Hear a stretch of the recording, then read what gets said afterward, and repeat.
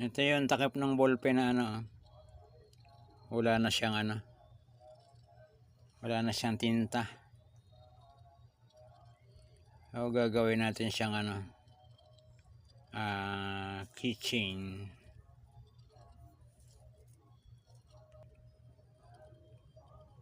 Bubutasin natin siya.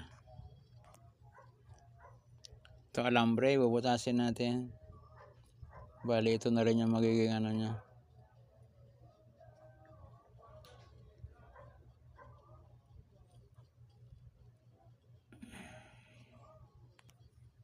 Ayan na.